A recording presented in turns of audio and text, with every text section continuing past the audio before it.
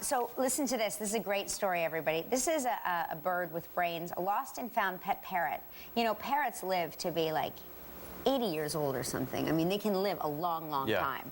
And they keep developing more words as they get older. Yes, so by they the time have like they're a 80, full lexicon. they're just, So intolerable. this lost and found pet parrot was reunited with its owner in Japan after it recited its home address. No way. Yeah. Can you imagine, like, you find a parrot, you're like, oh, look at this little parrot I just found. And he's like, I live at 120 West Broadway. Except in Japanese. In Japanese. That would be amazing. Which is even more impressive. I speak a little. Japanese? I speak a little parrot Japanese, actually. You know that? Yeah, I do. It's You true. speak Japanese, don't you? Don't you? You speak Japanese. That was parrot Japanese for nice to meet you. Please be kind to me. Is it delicious? Say it all again.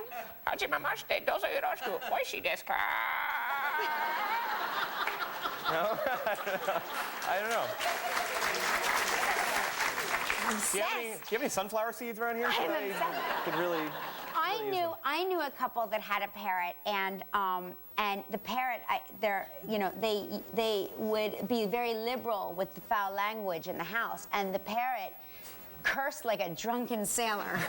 Honestly, the parrot had parrots don't unlearn. had a filthy, dirty mouth. Filthy mouth. Dirty mouth. Wow. And you'd just be like at Thanksgiving dinner, and suddenly the parrot would just unleash a tirade of vulgarity. Just Tourette's, yeah. Yeah. Just, wow. Really nice. That's insane. Yeah. My favorite kind of parrot is a cursing parrot. Oh my, yeah, exactly. Can your parrot curse in Japanese? I don't know. I know a few Japanese curse words, but I'm not going to share them this morning. I have to say good luck to my brother. He's getting his tonsils taken out as we speak. Oh my gosh, you're kidding. They are being removed this very moment, and I don't know if he gets to keep them. And so why now? Because he's an adult. Just because, yes, he was getting all sorts of throat problems, and so he... Still over and over Yeah, again. so they just said get rid of him. So he's in a lot of pain. Isn't it in fact true that you were just intimidated by the fact that yesterday you thought he may have a nicer singing voice than you? Yes, so I scheduled the surgery for this morning. Yes. And good luck with that, Chris. Really, yeah.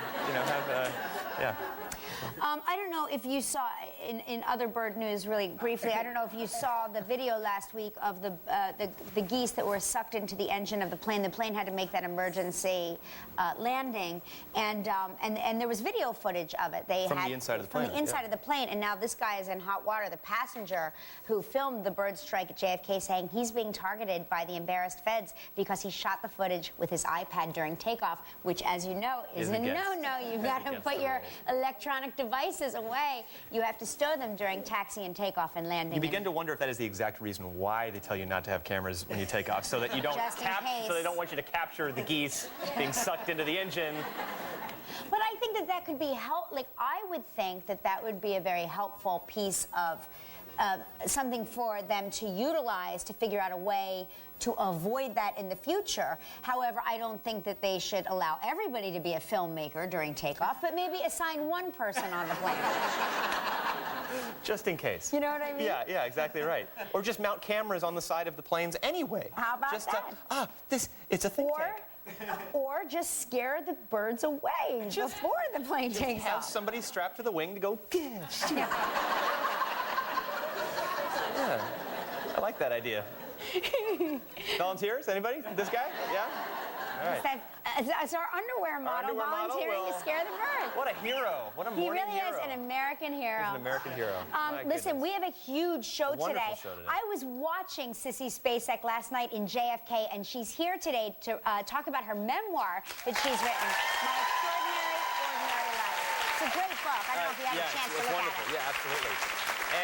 And Beth Bears is here, who plays Caroline on the wonderful TV series Who Broke the Lake. Lovely Beth Bears. It's time for Spring into Spring Travel Trivia. I love it. Bring down the wheel.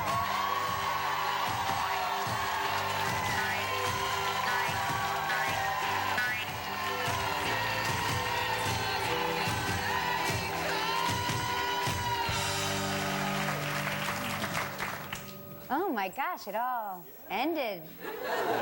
It all ended creepily, didn't it? On the phone is Cynthia Bray from White House Station, New Jersey. Hey, Cynthia. Cynthia? Oh, God. Here. Oh, Hi. Hi. Hi. How are you? Oh, very nervous. Oh my Don't be gosh, nervous. don't be nervous. We do this every day. You know, I need a trip. I just had my 25th wedding anniversary, and my Congratulations. husband's too cheap. Thanks.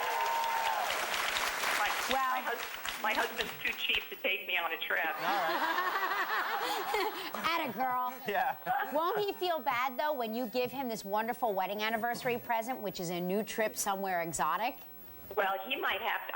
I'm going to tell him he's going to have to be awful nice to me, or I'm going to take our daughter. Ah, there you go. So I understand that you're at work right now. Where do you work? I work at AT&T in Bedminster, New Jersey. Oh, okay. And you've got a lucky streak going, I understand. You've won. Oh my gosh! In the last 6 months, I've won 3 radio contests. Oh my And God. the latest one was tickets to Beauty and the Beast at the State Theater in New Brunswick. Oh my gosh. And I was just telling a friend, I said, I've been doing so well lately. I have to enter the Live with Kelly contest. 'Cause Well- I'm going to win it. This is it. Let's keep this streak going. We're going to spin the wheel and see what you're playing for. All right.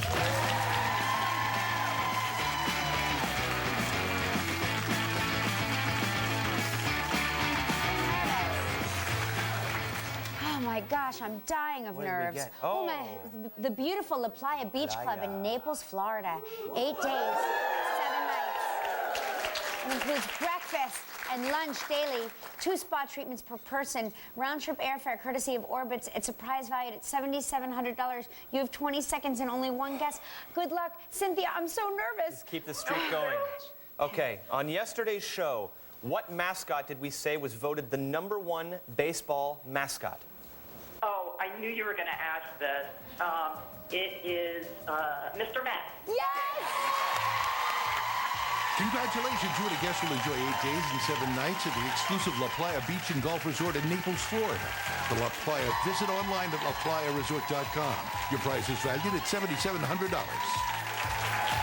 Amazing. Cynthia, I'm not going to say you're not running a scam, but I'm not going to say you are either. The streak continues. The streak continues. Do you think I should get a lottery ticket today? Yes, you should. As a matter of fact, Gelman just held up a sign to us that said she should buy a lottery ticket. I think I'm going to. You better. Listen, now you get to help make the day of a lucky member of our studio audience who will receive a $500 gift certificate from beauty.com. So, please pick a number between 1 and 199. 54. I like your happy beauty.com dance. That was great. All right, Cynthia, congratulations again. We got a big show when we return with Sissy Spacek. Don't go away. Still ahead on Live from Two Broke Girls, actress Beth Bears. We'll open up Kelly's inbox to hear your questions and comments. Coming up next, Sissy Spacek. Yeah, on tomorrow's show, Nathan Fillion is here from the TV series Castle. And we'll celebrate Cinco de Mayo with Chop Judge Aaron Sanchez. And we will compete with world sports stacking champion William Foley. And Canada's Ben Mulrooney will be my co-host. Good to see you, eh? Nothing says Cinco de Mayo like Ben Mulrooney. Yeah. She's an Oscar-winning actress with a career spanning 40 years. She writes about her journey from small-town girl to Academy Award-winning star in her autobiography, My Extraordinary Ordinary Life. Please welcome the extraordinary Sissy Spacek.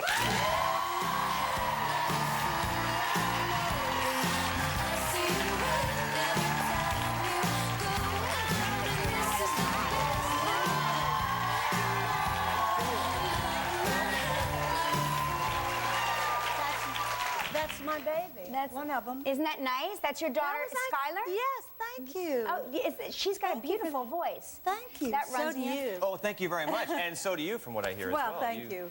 Did you ever see Sissy and Coal Miner's Daughter? I did, of course. Because I mean- you did all of your own singing in that film. and we're nominated for Grammy for that as well, right? Isn't that just crazy? It's incredible. Yeah.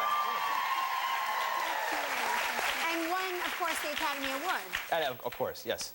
And Just, so she's dripping in awards. She's just there. Yeah. you said before that you had gotten to meet Sissy once I did, before. yes. The first time I ever sang on The Tonight Show, you were one of the guests, and you were so sweet to me. And you came over after I sang and gave me a big hug, and that just meant a lot to me. So it's so nice to see you again. Thank you. Well, you're good. Well, thank you. Well, I get a little nervous, when I sing on I TV, did so too. I'm nervous now. God, Are it's you just- it's just- really? Can we all just Yeah. relax? Well, I'm so fascinated by your story because you were born and raised in a tiny little town in Texas. Big fish in a little pond. right. And so Yeah. tell me about your journey from sort of being a tomboy, your two brothers, right? Right. And then becoming one of the greatest movie stars of our time. Oh, well, What's the thank you for journey? that. How does that happen? Well, I performed at churches and Rotary clubs and school functions and between acts of plays because I actually never got into a play at school. My teacher actually, after I won the Academy Award, my mother was in the grocery store and my drama teacher came around the corner and saw my mother and pushed her cart up next to hers and said, well, I guess you wonder why Sissy never got a part in the play. And my mother said, well, no, actually, I never gave it much thought. And she said, well, she never learned her lines. So it's really a miracle I'm sitting here now.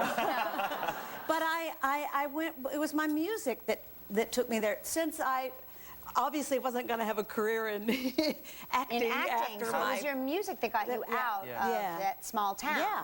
That's incredible. And didn't you also like twirling at some point? Didn't it say you were like a twirl? I'm so thankful that you asked that, I was. 'Cause Josh. I saw that factoid, and I thought how interesting that you Yeah, twirled. every little Southern girl has to learn to twirl. I think Yes. you're a twirler. I am a as twirler. well. Are you really? No, I never twirled. I took majorette lessons. It's not too late. Believe it or It's not. not too late. Yeah. But we have it. But what we're going to do is we're going to take a commercial break. Okay? We're going to take a commercial break. Sissy is going to tell us why she almost didn't take her Oscar-winning role. Let's twirl out. Let's twirl out. Two of us together. Look out, Josh. Still ahead on Live from Two Broke Girls, actress Beth Baer. So many great photos, so many great memories. It really is extraordinary. Sissy Spacek talking about her extraordinary, ordinary life, which I would say is just simply extraordinary, quite frankly. But I was surprised to learn that you were very reluctant to take that role in Coal Miner's Daughter, that incredible role that won you the Oscar. That, thank God I took. Thank God you took. I was, because when we're very young, we have this idea that we somehow are in control of our destiny.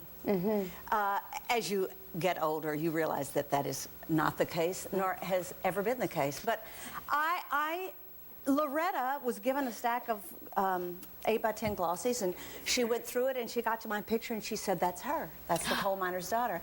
Wow. And she didn't know who I was. She'd never seen anything. She just got this feeling, and when Loretta gets a feeling, Right, you know, you better right. listen. But she would go, she started just telling everyone on national television on the Johnny Carson show, little Sissy Spacek, she's going to play me. And I Wow. would be watching thinking, I don't even know you. Right, wow. Amazing. Wow. And did she know that you had that voice? Did she know that you were a singer? I don't know what, she's clairvoyant. Yeah. I mean, did but- you really know? I mean, were you confident in your singing voice at that time? Was it something that you were doing a lot of? I think I was, well, you know, I remember saying to them, well, I'll do the movie if I can do the music. And then they came back and said yes, because she agreed. And then I thought, oh no, what have I done? She helped me. But to finish that other story, the moment I went to meet her to say, look, you know, I'm doing another film at that same time, and you know, you shouldn't be telling people that I'm going to do this film. Interesting. And she walked in the room, and I was just floored. I was just stunned. You were I was starstruck? completely starstruck and desperate to play her. Yeah, wow. And so, you know, she put me right in my place. That's so Wow. great. Wow. So That's many only people- Loretta can do. So many people know you from the movie Carrie as well. I mean, such an iconic role. Yes, Carrie, my curious to know, God. so